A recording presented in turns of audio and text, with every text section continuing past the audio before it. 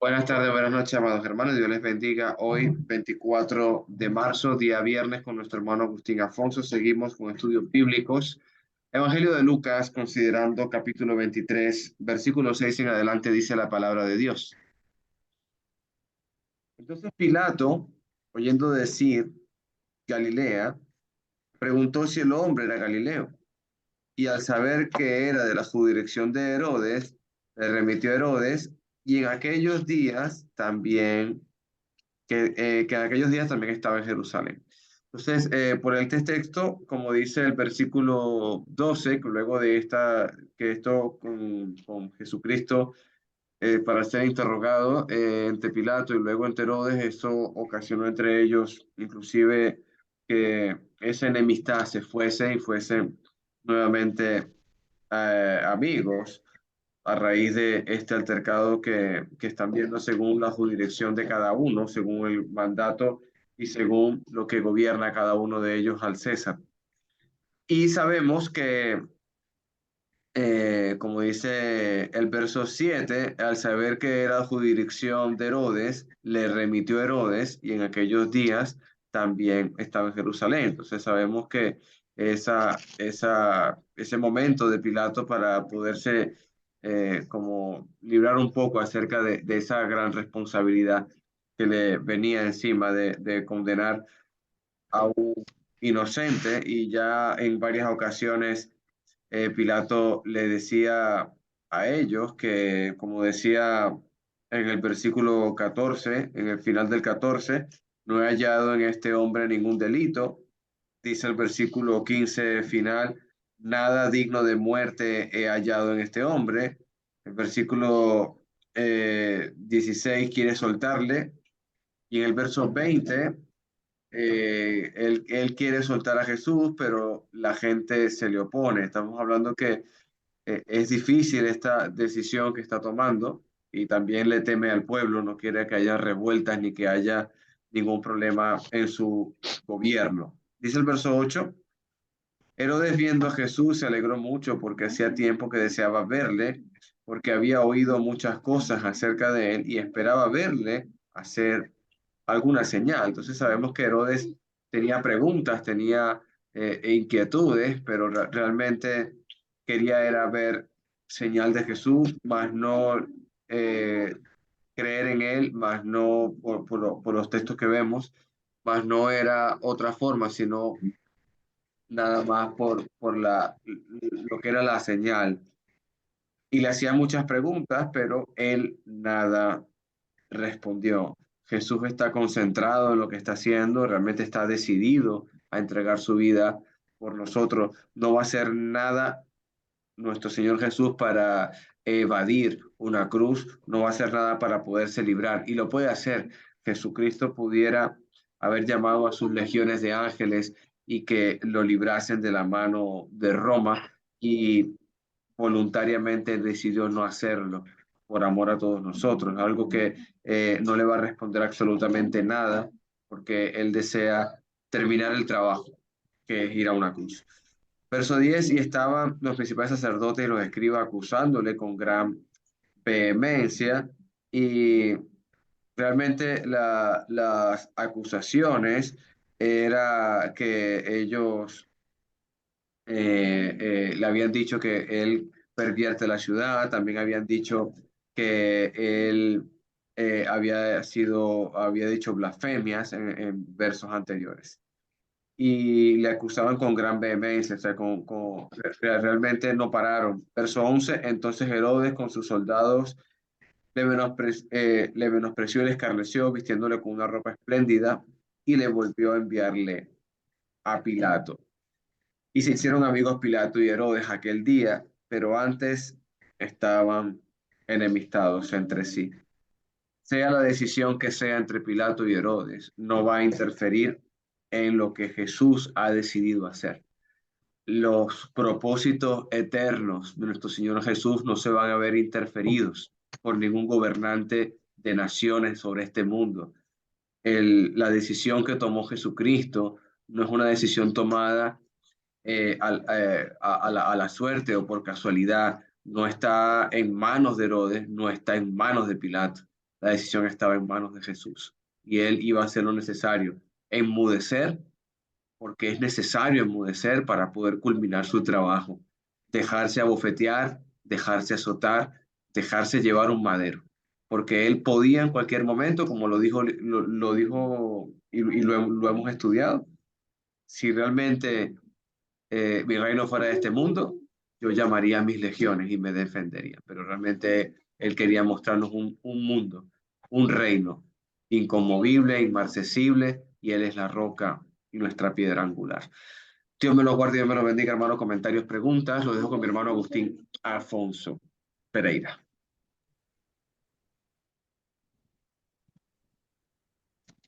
Eh, hermano, Ajá, hermano Iván, buenas sí, tardes. hay que recordar que allá en Jesucristo le había enviado un mensaje siempre en Lucas 13:32.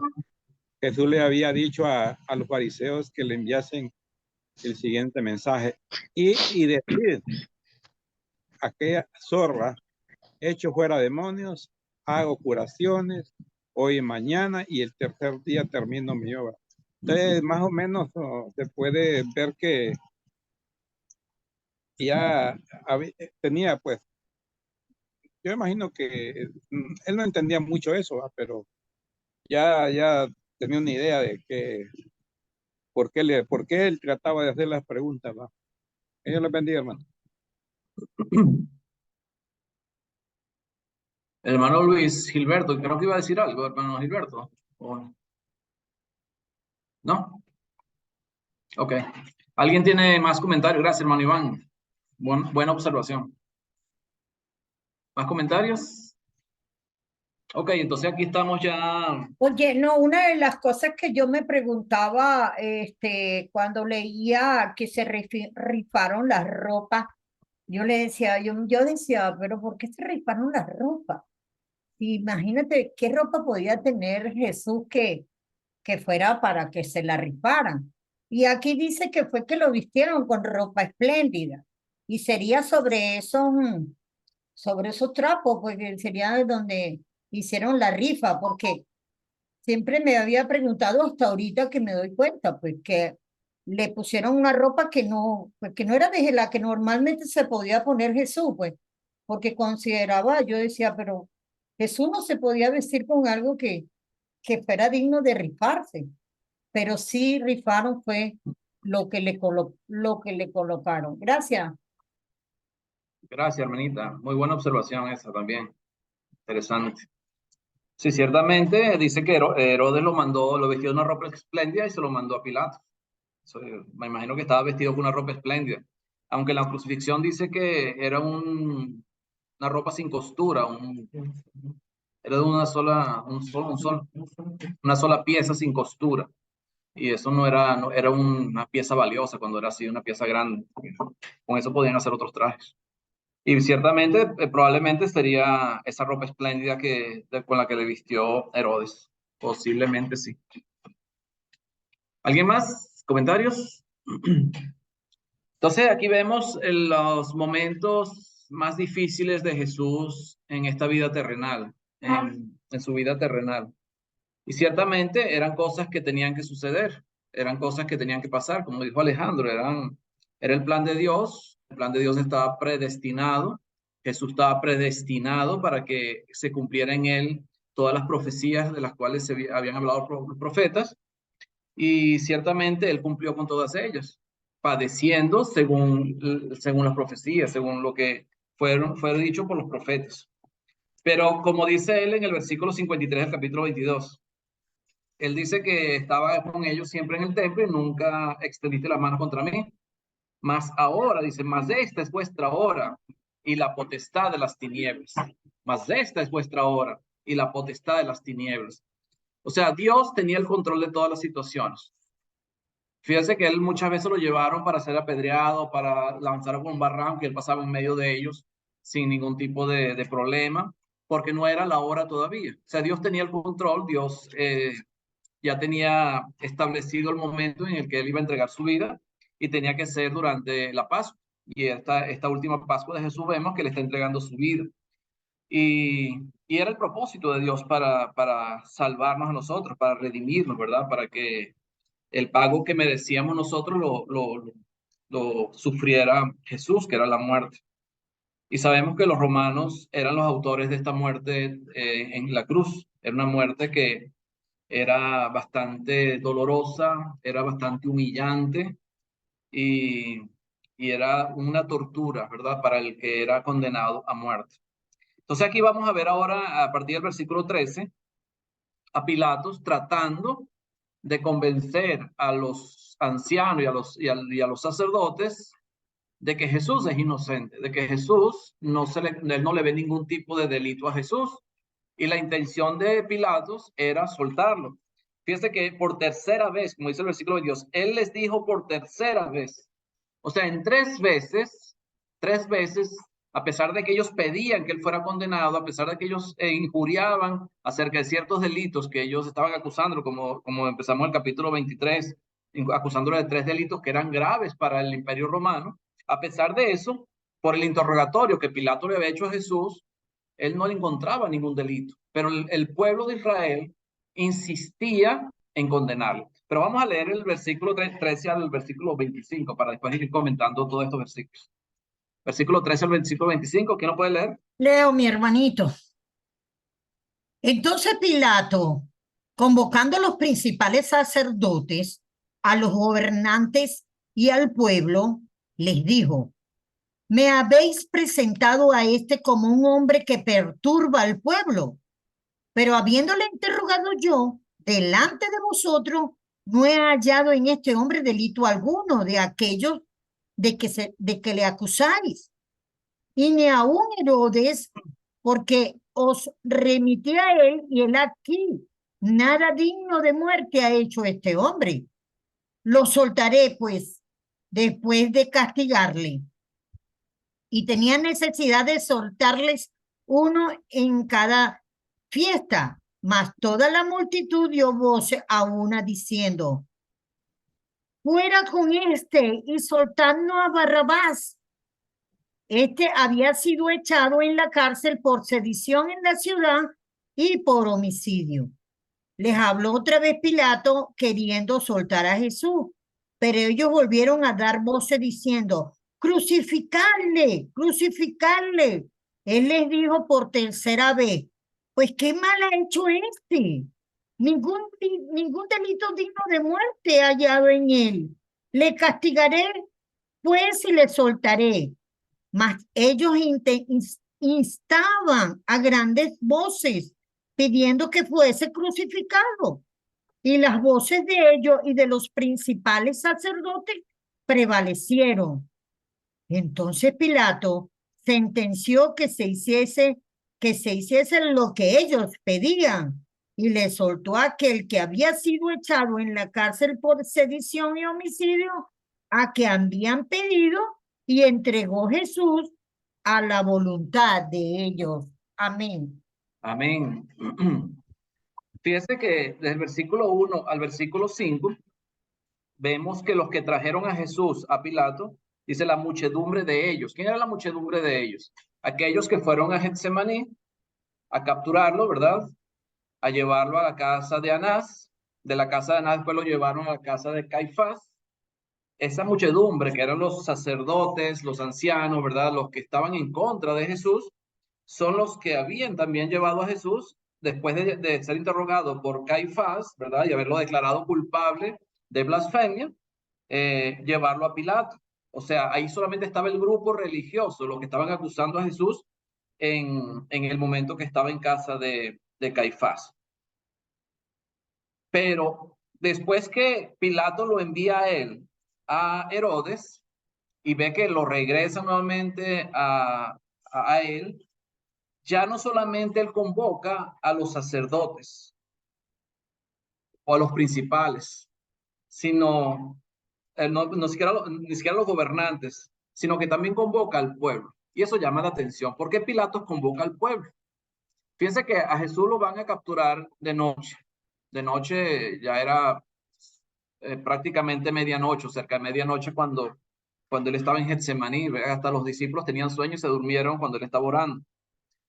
Entonces ellos ciertamente fueron a buscarlo de noche, a capturarlo de noche, para que el pueblo, la multitud del pueblo no estuviera presente, porque sabemos que cuando él hizo su entrada triunfal en Jerusalén, muchedumbre de personas lo estaban siguiendo. Había muchos del pueblo que ya creían en él, lo estaban siguiendo, y más después del último milagro que él hizo, que fue el más evidente, el más trascendental, vamos a decirlo así, que fue la resurrección de Lázaro. Después de eso, claro, muchos creyeron en él, muchos creyeron en Jesús, y cuando él entra a Jerusalén, en su entrada triunfal, muchedumbre de personas lo estaban siguiendo. Entonces, a los principales sacerdotes, a los gobernantes, no les interesaba que ellos estuvieran presentes, la muchedumbre, porque podía haber problemas, porque tendrían al pueblo en contra de ellos mismos, porque estaban con Jesús, o confiaban en Jesús y creían en Jesús. Pero Pilatos ya tenía la intención de liberar a Jesús. Fíjense, Pilatos quería liberar a Jesús. Por eso él convoca no solamente a los sacerdotes, a los gobernantes, sino también al pueblo. ¿Por qué? Esperando que el pueblo dijera, libéralo. Mayoría, o sea, era como una votación democrática. O sea, vamos a ver qué dice la mayoría. Porque en ese momento eran solamente el grupo de los líderes religiosos los que estaban queriendo condenar a Jesús, pero él quería también escuchar la voz del pueblo. ¿Qué decía el pueblo? Imagino que por eso es que él convoca al pueblo también en este momento para presentarles a Jesús. En el versículo 14 dice, les dijo, me habéis presentado a este hombre, como un hombre que perturba al pueblo, pero habiéndole interrogado yo delante de vosotros, no he hallado en este hombre delito alguno de aquellos de que le acusáis. Y ya sabemos que los delitos están en el versículo 2 al versículo 4 del capítulo 23. Pero fíjese que él le dice eso, ya lo he interrogado, ya he interrogado a este hombre, ustedes no me lo trajeron, ¿verdad? Un hombre que perturba al pueblo, pero después de haber interrogado, no le veo culpabilidad a los delitos del cual ustedes lo han acusado. O sea, él no veía culpa en los delitos del que ellos lo estaban acusando. Entonces él no podía condenar a Jesús por los delitos de los que lo estaba acusando. Entonces, si uno se va al Evangelio de Juan, en el capítulo 18, vemos que cuando ellos ya no pueden con los delitos civiles, ellos buscan 18.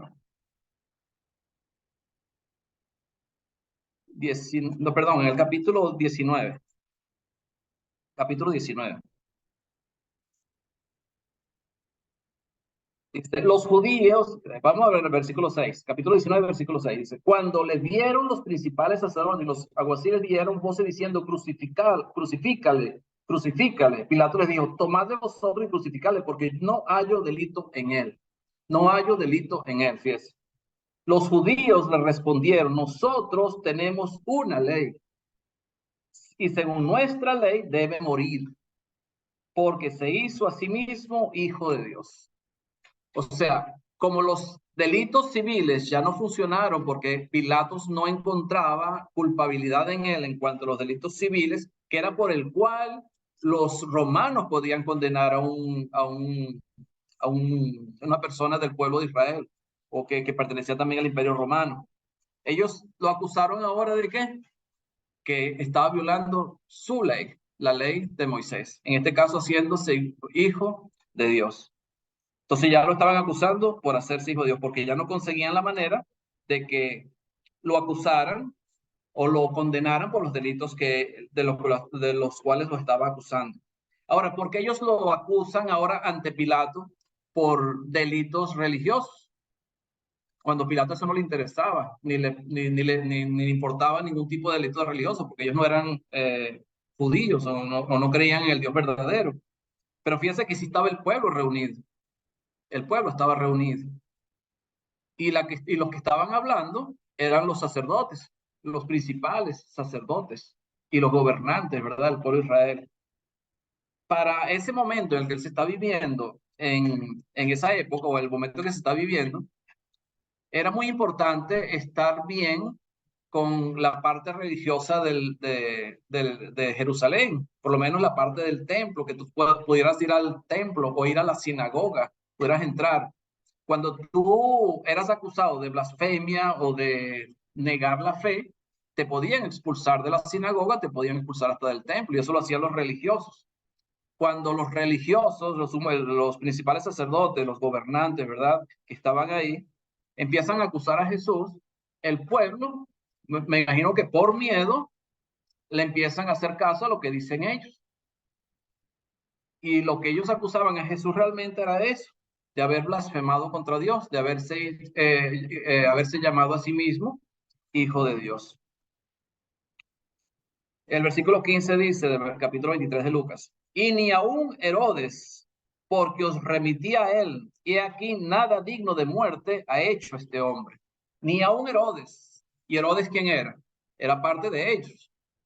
Era parte de ellos, era parte del pueblo de Israel, era el rey de Israel, pues en ese momento, que era el que gobernaba en Judea, pero era parte de ellos, era israelita también, era judío, ¿verdad? Herodes. Por tanto, ni él, que es como ustedes, le encontró ningún delito, no halló ningún delito en él. Dice el 16, le soltaré pues después de castigar. Entonces, ¿qué voy a hacer yo? Los voy a soltar después de castigarle. Esa era la sentencia. La sentencia era, no encuentro ningún delito en él, ni Herodes consiguió ningún delito o vio ningún delito en él. Por tanto, ¿qué voy a hacer? Lo voy a soltar después de castigar. Tenía que castigarlo, después soltarlo. Y esa era la sentencia correcta. Era la sentencia correcta. Y tenía necesidad de soltarle uno en cada fiesta. Fíjese que él como gobernador, él tenía la potestad, como él le dice allá en Juan, creo que es en Juan que él dice, no escuchas de lo que te están acusando. Yo tengo potestad de crucificarte o de liberarte. No dices nada. Creo que es Juan que lo dice. O sea, Pilatos tenía la potestad de liberar. Él no tenía por qué escuchar la voz de los principales sacerdotes, ni de los gobernantes, y tampoco del pueblo. No tenía por qué escuchar la voz de ellos. Él podía soltarlo, pero él quería hacerlo de manera que no hubiera problemas ni con el pueblo, ni con Roma, o sea, que hubiera una compensación entre los dos, para que no hubiera alboroto en el pueblo. Él tenía que hacerlo sin imponerse, para que el pueblo estuviera tranquilo, para que no hubiera ningún tipo de alboroto, porque a ellos lo que más les interesaba era la paz, mantener la paz donde ellos estaban gobernando. Era lo que más le interesaban a ellos. Entonces, ¿qué se le ocurre a él? Como había la costumbre de soltar un preso en la Pascua, durante la fiesta, él habrá dicho, bueno, el pueblo está aquí reunido, el pueblo confiaba en Jesús, el pueblo amaba a Jesús porque muchos de ellos lo siguieron y creían en él. Lo más probable es que cuando yo le diga a quién suelto, ellos van a decir Jesús. Era lo que él pensó, era lo que él, y era lo lógico que tenía que haber sucedido. Mas toda la multitud dio voces a una diciendo, fuera con este y suéltanos a Barrabás. Ahora, no fue toda la multitud, fueron los principales sacerdotes los que empezaron a pedir que soltasen a Barrabás.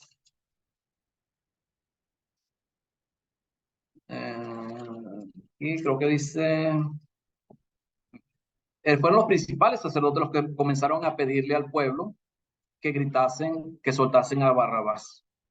No fue iniciativa del pueblo. Como los principales sacerdotes y empezaron a gritar más fuertemente, ellos empezaron a repetir también lo mismo que repetían los principales sacerdotes. Yo imagino, para no quedar mal con los sacerdotes, porque era la mayoría en ese momento, era lo que se imponían en ese momento en la multitud. Entonces, de Pilatos era soltar a Jesús. Esa era la intención, pero que fuera el pueblo el que lo pidiera. Entonces el pueblo pidió fue a Barrabás. Este había sido echado en la cárcel por sedición en la ciudad y por un homicidio. O sea, lo lógico es que tú sueltes al inocente, no al culpable. Este había sido echado en la cárcel por sedición y un homicidio. Dice Marcos que él no solamente lo agarraron a él, sino también a sus compañeros. Marcos capítulo 14, 15, 8. Marcos capítulo 15, versículo 8 dice, no, perdón, versículo 7, 15, 7 dice, y había uno que se llamaba Barrabás, preso con sus compañeros de motín que habían cometido homicidio y una revuelta. O sea, según Marcos, no solamente estaba Barrabás preso, sino sus compañeros de motín, porque habían hecho un motín, una revuelta, y también habían cometido homicidio. Estaban presos por él.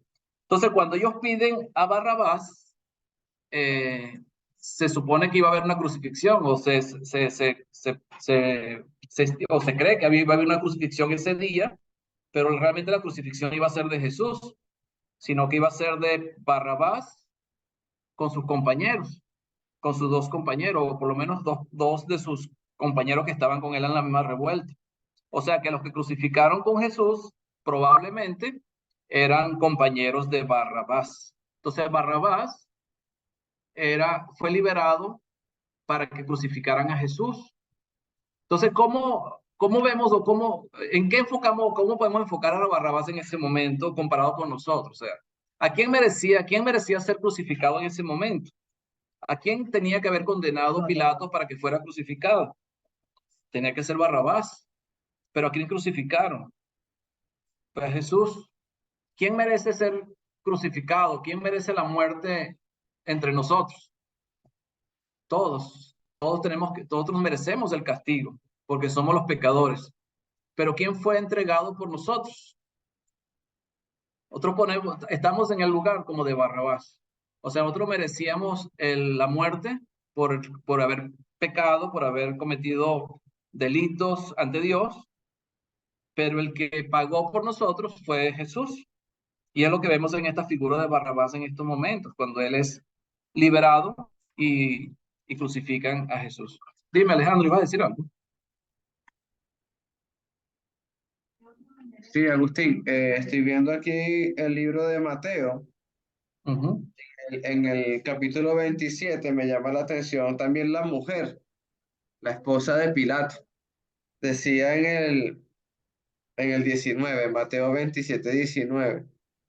Y estando, bueno, leo del 18, que también él sabía porque estaban entregando a Jesús y era por envidia, ¿no? Dice el 18, el 19, y estando él sentado en el tribunal, su mujer le mandó a decir, no tengas nada que ver con este justo, porque he padecido muchos sueños a causa de él.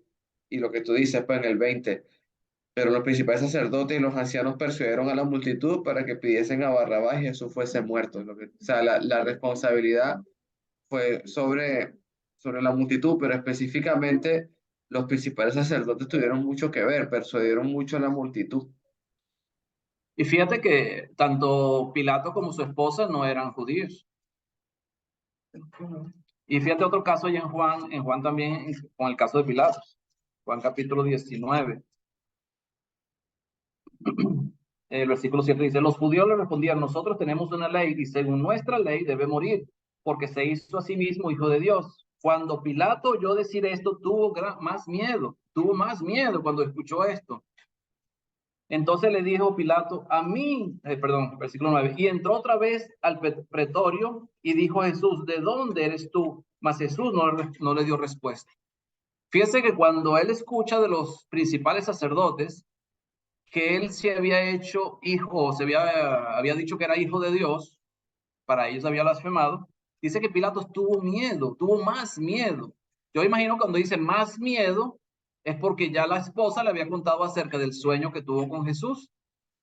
Y cuando le dicen esto, él tuvo más miedo. Ahora, Pilatos no era judío, no era creyente en el Dios verdadero. Ellos tenían sus propios dioses. Pero Pilatos, a pesar de que no era judío, no era creyente, ¿verdad? Tuvo miedo.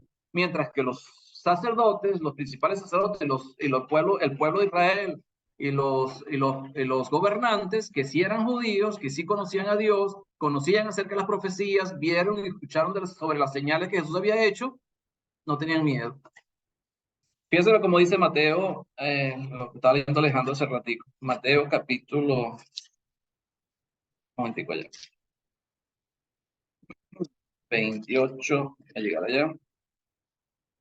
No, 28 no. 27. 27. Dice el versículo 24 del capítulo 27 de Mateo.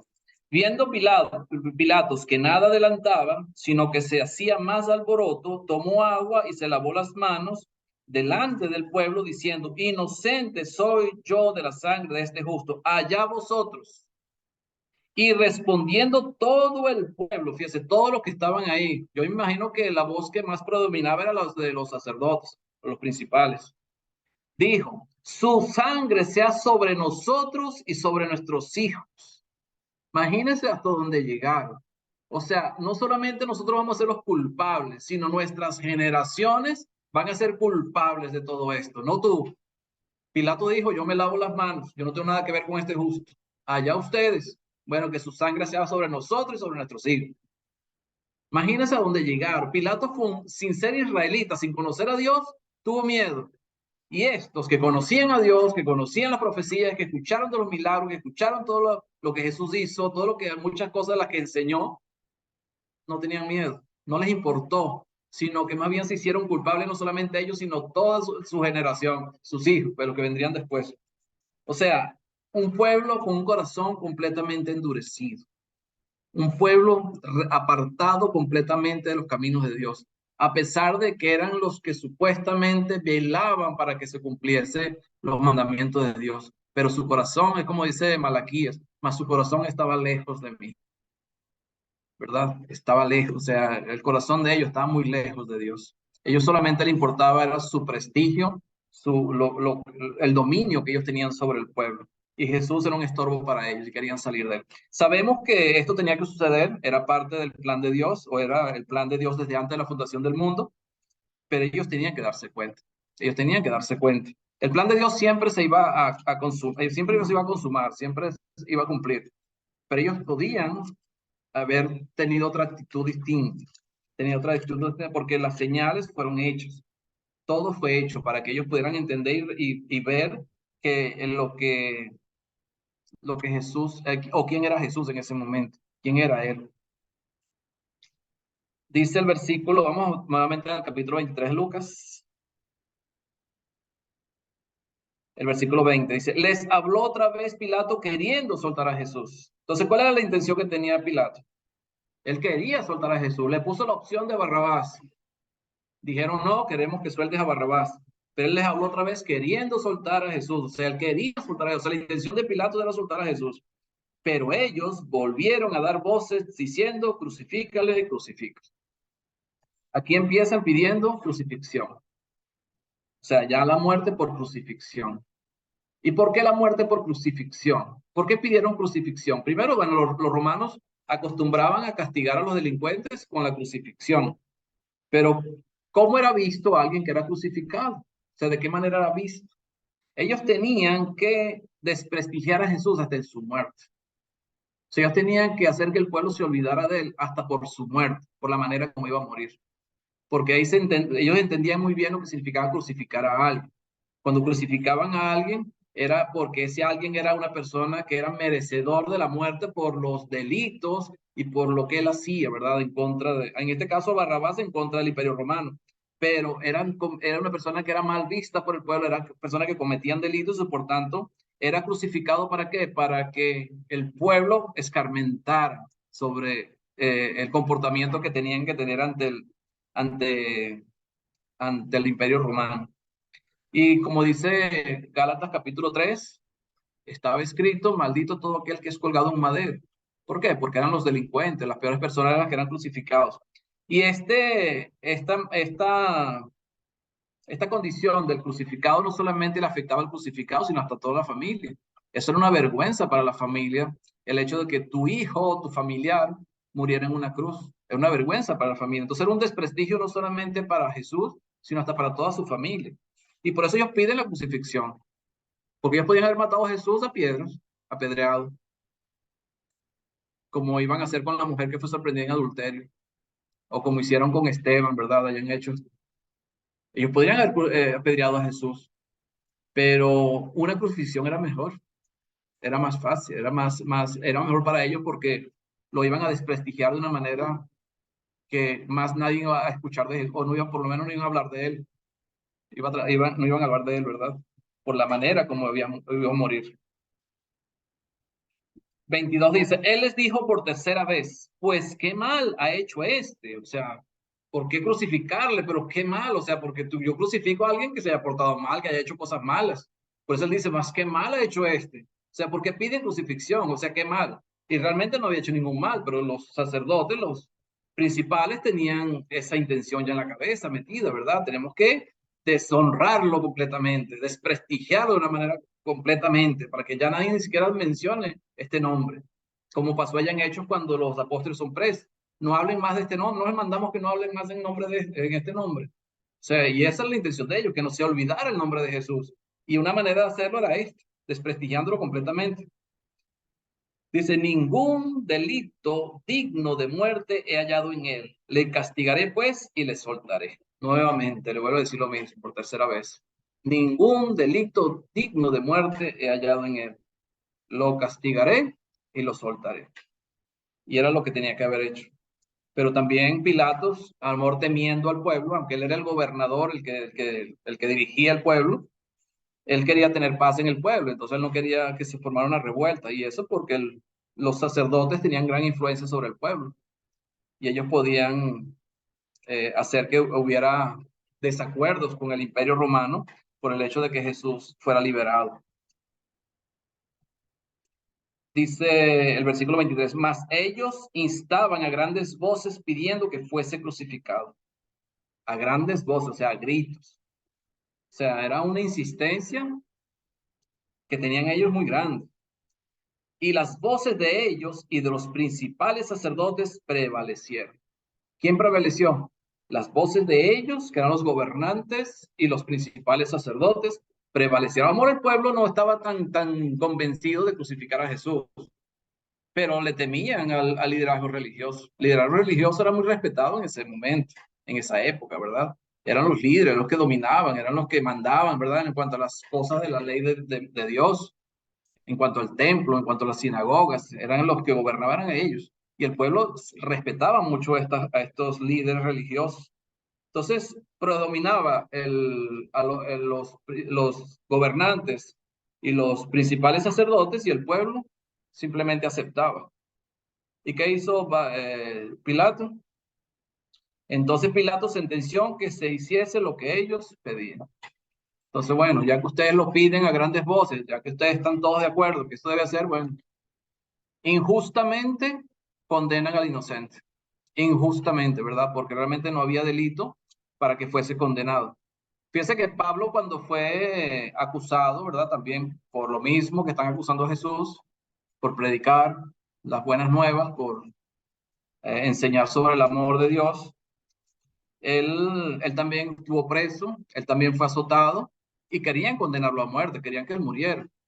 Pero él apeló al César, ¿verdad? Diciendo, yo soy ciudadano romano, o sea, porque no había nacido bajo el Imperio Romano, por tanto era el ciudadano romano, y él terminó yendo a Roma, ¿verdad? Y allá dice que vivió después en una casa alquilada y recibía a todos los que lo visitaban. Pero la sentencia era parecida a la de Jesús. Ellos esperaban que él muriera, ellos esperaban que él fuera condenado a muerte, que el Imperio Romano lo condenara a muerte. ¿Por qué? Porque estaba predicando el evangelio, porque estaba convirtiendo a muchas personas al cristianismo. Y no solamente gentiles, sino a judíos también se estaban convirtiendo al cristianismo. Y eso le molestaba mucho al grupo religioso, al liderazgo religioso de la época. Pilato entonces tenía que haberlo soltado. Pilato prefirió hacerle caso a la mayoría, al pueblo que estaban gritando y pidiendo la liberación de Barrabás y que condenaran a Jesús. Y le soltó, dice el 25, y le soltó a aquel que había sido echado en la cárcel por sedición y homicidio, a quien habían pedido, y entregó a Jesús a la voluntad de ellos. Y se entregó a Jesús a la voluntad de ellos. Bueno, que sea hecha la voluntad de ustedes. Sabemos que era la voluntad de Dios también que esto sucediera. Pero como él dice en el versículo 53 del capítulo 22, como leí hace rato, mas esta es vuestra hora y la potestad de las tinieblas. Mas esta es vuestra hora y la potestad de las tinieblas. Era el momento del mundo, era el momento de ellos. Sabemos que Satanás es el que tenía metidas sus manos en todo este asunto. Él pensaba, o Satanás, me imagino que pensaba que crucificando a Jesús, como lo pensaban también los líderes religiosos, Satanás sí sabía que Jesús era el Hijo de Dios. Satanás allá cuando Jesús fue bautizado, él sabía que Jesús era el Hijo de Dios. Por eso dice, si eres Hijo de Dios, convierte esas piedras en pan, o lánzate del pináculo, mira, te daré todos los tesoros. Satanás sí sabía, pero Satanás quería acabar con el plan de Dios. Y él pensó, yo que pensó, que crucificando a Jesús se acababa el plan de Dios, porque la crucifixión era muy mal vista. Maldito todo aquel que es colgado en madero. Entonces el plan le salió mal, porque algo que era para maldición, que era la cruz, era algo para maldición, Dios lo convirtió en bendición. Dios puede hacer lo que Él quiere.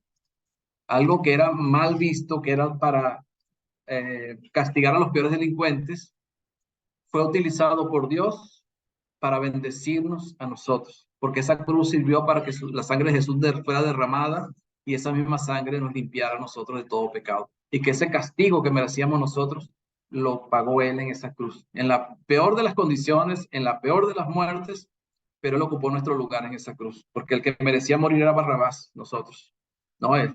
Pero Él voluntariamente fue a la cruz, porque no fue que lo capturaron y lo llevaron, Él voluntariamente fue a la cruz. Él mismo decía, a mí la vida nadie me la quita, yo la doy. Él entregó su vida voluntariamente. Dime, Alejandro, ¿iba a decir algo? Sí, Agustín, no, aquí me hiciste pensar, sobre todo en el rechazo que tienen contra Jesús, aquí en el verso 18, ¿no? Que toda la multitud dio voces, fuera este, ¿no? Fuera este, quítanos a este. Y viendo a el hermanito querido, también recuerdo la clase de primera de Samuel, cómo Jehová era el rey de Israel, él gobernaba y el pueblo se rebeló a una y le dijo a Samuel, danos un rey, no queremos más que Jehová nos gobierne. En Samuel, primera de Samuel 8:6. Pero lo más increíble es que cuando me voy al hecho de los apóstoles, Esteban les dice y les reclama a ellos cuando lo van a matar y lo van a apedrear, ustedes resisten al Espíritu Santo. O sea, hay un rechazo a Jehová, hay un rechazo a Jesús aquí y más adelante el rechazo al Espíritu Santo. O sea, estamos hablando que la Trinidad es rechazada por este mundo. Entonces, Padre, Hijo y Espíritu Santo es algo terrible que estamos observando. O sea, yo creo que si volviese a venir Jesús, esa es la pregunta que él hizo. ¿Hallará fe en la tierra? Ahí es donde yo estoy pensando. Gracias, hermanito. Gracias, hermanito Alejandro. ¿Alguien más tiene comentarios? Pueden hablar tranquilamente, hermano querido. ¿Qué pueden hablar hoy? Hermano, allí en torno a esos eventos que sucedieron, hay unas confusiones tan grandes, pero claro, eso estaba planificado de antemano. Por ejemplo, lo que hemos estado tratando, el justo muriendo en un juicio sumario donde no se le comprueba ningún delito ni civil, que sería el alboroto, que es la alteración del orden público, ni un delito militar, que sería la sedición, que sería atentar contra el poder del imperio. Y nadie le encontró méritos para condenarlo. Sin embargo, Roma, el gobernador de Roma cometió un gravísimo error, que fue entregarlo. Esa era la costumbre, pero él murió bajo una sentencia romana, que era la crucifixión. Él debió de haber muerto según el procedimiento, porque ahí hubo un error administrativo de justicia. Él debió, como usted lo dijo, él debió de haber muerto apedreado. Pero, por supuesto, él no iba a morir apedreado por la sencilla razón de que él tenía que cargar en el madero y morir como dice la palabra. El que moría colgado era considerado una muerte maldita. Allí él iba a cargar los pecados de toda la humanidad. Arriba, iba a ser expuesto. pero también iba a ser expuesto ante toda la multitud que había allí, con revelador escritura que tenía sobre la cruz. Él iba a ser exhibido con esas palabras que dicen Jesús Nazarenus Rex Judius, Jesús Nazareno, rey de los judíos. Iba a ser expuesto ante toda la humanidad, la que estaba allá y la que está ahora y la que estará siempre. El título, ni los romanos, ni los judíos, ni el pueblo, ni el Sanedrín, ninguno se lo pudo quitar. Eso estaba expuesto. Eso fue el plan de Dios. Amén. Ellos cayeron, todos, hasta el mismo Satanás, quedó utilizado en el plan que el Señor tenía. Ellos se equivocaron. Eso era, hermano. Fíjense lo que dice ese 1 Corintios capítulo 2, versículos 7 y 8. Dice el apóstol Pablo: mas hablamos sabiduría de Dios en misterio, la sabiduría oculta, la cual Dios predestinó antes de los siglos para nuestra gloria, la que ninguno de los príncipes de este siglo conoció, porque si la hubieran conocido, nunca habrían crucificado al Señor de gloria. Ah. O sea, si ellos hubieran sabido cuál es el plan de Dios, ellos nunca hubieran crucificado al Señor de gloria, nunca. Entonces, como te dice, hasta Satanás es parte del plan de Dios, porque él también jugó a favor del plan de Dios. Claro. Y eso fue el plan establecido por Dios. Algo fue o sea, Dios planificó también su plan que nadie podía entender, nadie lo podía entender, ni siquiera los discípulos, pero los discípulos oyeron todo. Dígame. Bueno, mi amado hermanito, lo que yo veo aquí con todo esto que está sucediendo, con todo este juicio, con todas estas acusaciones, con todos estos gritos, con todos estos señalamientos, a un Jesús callado, un Jesús que no abrió la boca, un Jesús que donde vemos que se cumple que como oveja fue llevado al matadero, no abrió su boca. Desde que él dice en el 23, cuando estábamos allá con Cristo, nada más que le dice, tú lo dices, que fue lo único que le respondió, tú lo dices.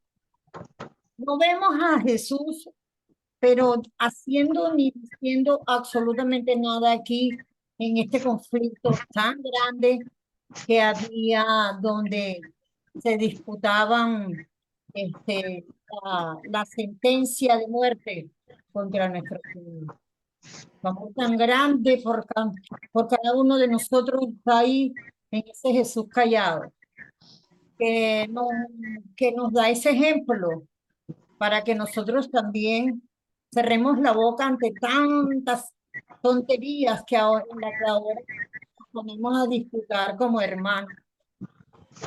Y aquí era la sentencia de muerte y nosotros por tonterías aún caemos en el conflicto del que del que el otro, el que yo dije, que el otro me dijo, que sin ver el ejemplo tan grande de Jesús callado por amor a cada uno de nosotros, sabiendo que lo que está haciendo es la voluntad del Padre y era indiferente todo lo que podían estar decidiendo estos hombres, porque ya estaba escrito que tenía que hacer como el Padre lo había planeado. Gracias.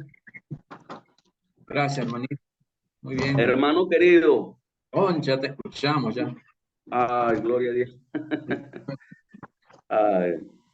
No, bueno, solamente tenía dos cositas breves, ¿no? De la enseñanza, querido, que me llamó la atención la propuesta de la posición de Pilato, perdón, de la posición de Barrabás, que nosotros estamos en la posición de Barrabás. Eso me llamó la atención. Y bueno, también me hiciste pensar, que dice mi hermanito querido Alejandro, en Hechos capítulo 2 y en Hechos capítulo 3, ¿verdad? En otra posición diferente a la de Barrabás, que es la posición del pueblo. También nosotros a veces estamos en la posición del pueblo.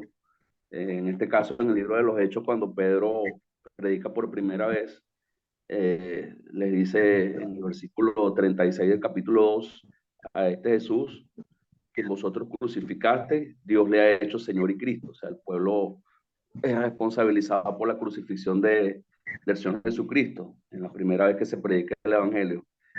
Y en la segunda predicación del apóstol Pedro, en el capítulo 13, en el pórtico de Salomón, él también les dice, en el 3, 14 y 15, mas vosotros negaste al santo y justo y pediste que se os diese un homicida y mataste al autor de la vida, a quien Dios ha resucitado de los muertos, de lo cual nosotros somos testigos.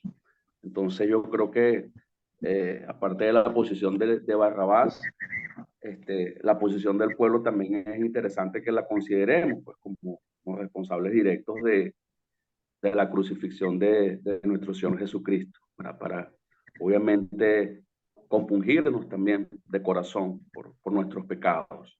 Es algo que me llamaba la atención. Y bueno, también la posición de Pilato, sería interesante analizarla, hasta qué punto también se relaciona en algunas ocasiones con nosotros.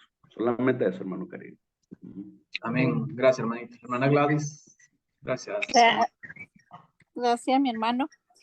Bueno, que recordando esas escenas, nos damos cuenta que el pueblo no vio la esencia del amor, a pesar de que desde el principio de la creación se ha visto la mano de Dios, se ha manifestado su amor, su perdón, su misericordia con ese mismo pueblo que de generación en generación vinieron pasando los mandatos, los decretos, los mandamientos, pero no quisieron ver, no quisieron entender. Y nosotros ya de este lado, es un privilegio, ¿verdad? De que sea más fácil para nosotros de leer en la Biblia y de visualizar esos juicios por los que pasó el Señor. Y cuando no éramos cristianos, pues éramos parte de todos esos que crucificaron al Señor porque lo negaron. Entonces, mientras nosotros, el que niega al Señor está siendo parte, ¿verdad?, de ese juicio, crucificando al Señor con sus actos. Así es que de veras que desde que el Señor Jesucristo tomó la decisión voluntaria, la obediencia y el amor al Padre, a nosotros, desde ahí se ve esa esencia de ese amor, porque él sabía lo que ya estaba escrito, lo que él tenía que cumplir, que no iba a ser fácil porque fue 100% humano también. Entonces, o sea, a cada paso el Señor es como, bueno, ya esto pasó, me falta lo otro. Entonces nadie podía cambiar ese rumbo porque como dice su palabra, ya estaba escrito. Pero no mirar el fruto de ese sacrificio, sino siempre el humano viendo para sí mismo el egoísmo, el poder, el complacer a otros, el cumplir con el mundo y no con lo que es la verdad, con lo que es lo justo, con lo que el Señor nos manda. Así es que bueno, vemos acá y decimos que injusto el mundo, el judío que lo condenó, que no pensó, pero así somos a veces rebeldes, cuando nos desviamos, cuando caemos de la gracia del Señor y somos prestos también en juzgar al que cae y se nos olvida quién cargó la cruz por cada uno de nosotros, quién usó nuestro lugar para ganarnos la corona de vida para ser merecedores de la vida eterna. Entonces, por una parte, ¿verdad? Lindo ese amor que el Señor demostró por mí, por cada uno de nosotros. Y ese es el precio de la corona de vida, la corona eterna, ese es el precio. Entonces, cargar ahora nuestra cruz. Gracias, hermanito. Gracias, hermanito. Dios me la bendiga. ¿Alguien más tiene comentarios? ¿Qué podemos aprender con lo que decía el hermano querido con respecto al pueblo? O sea, ¿qué hizo el pueblo?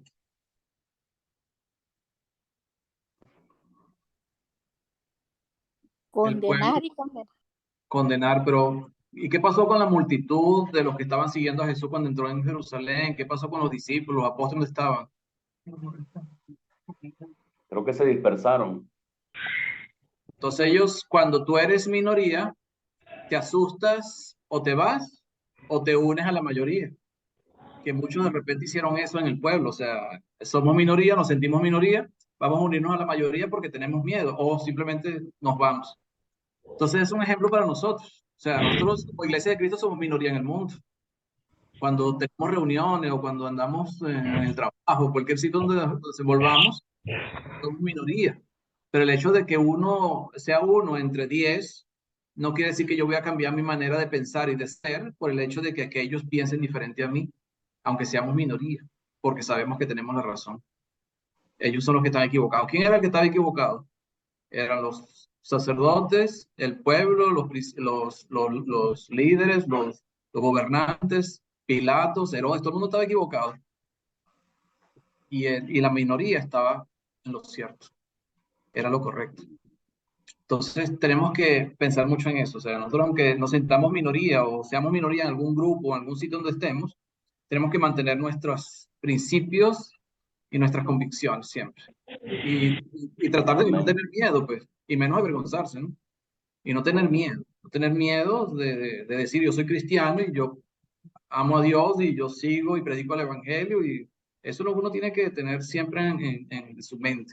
Ahí Pedro negó a Jesús, hermano querido. Exacto. Como Pedro tuvo miedo y negó a Jesús.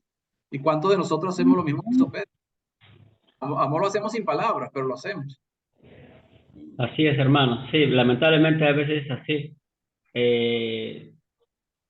Voy a citar un versículo que dice donde, o sea, se desaniman, ¿no? Donde están 2 o 3 congregados en mi nombre, pues ahí estoy en medio de ellos. Entonces, no nos desanimemos, no nos apartemos, ¿no? Siempre estando en fidelidad a Dios, ¿verdad? Y por más que haya pues tropiezos, pruebas y todas esas cosas, pues nuestra mirada siempre está fijada en Cristo, ¿no? Porque sabemos en quién hemos creído. Amén. Hermanito, también el apóstol Juan, cuando escribió a las 7 iglesias, porque como lo que usted dijo, la minoría, y tienen miedo, ¿y qué hacen? Es fácil unirse, ¿verdad? Porque si un emperador está obligando y pues la vida corre en peligro, aunque otros han sido mártires, pero se piensa en uno y es fácil, ¿verdad?, de unirse, pero bueno, por eso estas clases que nos animan, por eso la palabra de Dios que nos dan fuerza, nos alientan, igual que lo hicieron los apóstoles.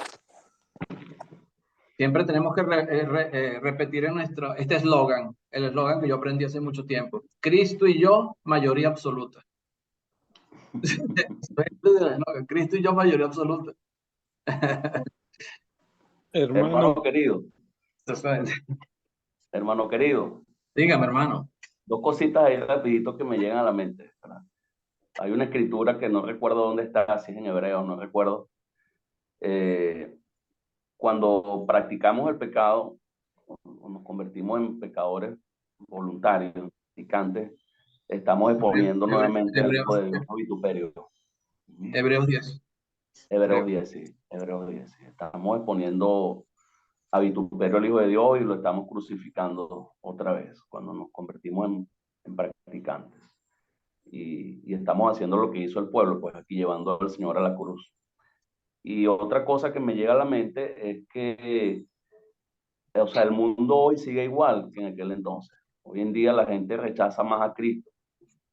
Y es tremendo porque en aquel momento, cuando fue rechazado en esta escritura, aún él no había ido a la cruz, aún él no había resucitado el tercer día, aún no había iglesia. Y bueno, pues el pueblo rechazó a Cristo. Hoy en día, pues el mundo rechaza a Cristo con todas las pruebas que hay de la existencia de Cristo, toda la evidencia de Cristo.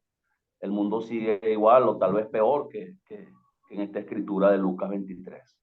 Entonces, bueno, sigue el corazón endurecido y apartado de Dios, incrédulo. Eso solamente, hermano. Amén. Sí, hermano. Hermano, Diga, hermano Iván. sí, y yo ya hace tiempo yo aprendí algo. Como usted decía, que se aprende uno en el camino y va viendo. Una de las cuestiones que yo tengo en mi mente es que Dios siempre protege al justo. Y puedo empezar desde Noé, toda la humanidad en contra y protegió a Noé y su familia. Luego venimos allá en las ciudades que se rebelaron contra Dios. Protegió a Lot. Y luego me gusta también el caso de Elías, que Elías estaba preocupado porque eran él solo y 450 falsos profetas y Dios estaba con Elías. Y los venimos aquí a Mateo 7:13, ancha es la puerta y muchos, estrecha es la puerta y pocos. Entonces ahí está la clave para pensar de cuando alguien le dice, no, y esas 20 personas son iglesia de Cristo. Pero, porque eso sí es cierto, el tiempo así es, pues. El problema es que yo me preocuparía si encontraras grandes multitudes, ¿verdad? Porque eso no va, no se puede, yo no he visto un ejemplo así, ¿verdad?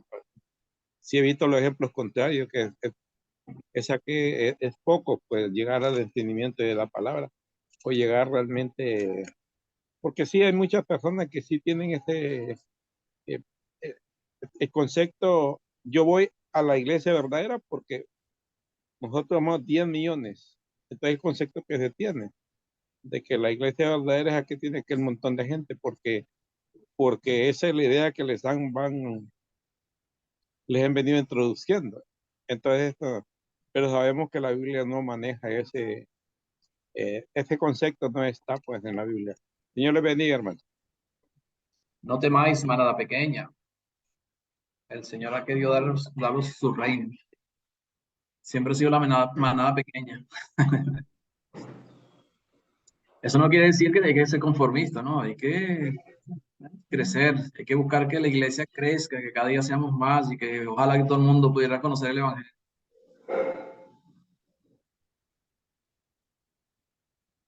Así es. ¿Alguien más? ¿Preguntas, comentarios, aportaciones, quejas? Todo se vale. Hermano Roberto, la conclusión. Usted endereza todas las cargas. Nosotros cargamos el camino y usted las endereza todas. Nadie se ha apartado, todo el mundo está centradito donde debe de estar. Gracias a Dios. Sí.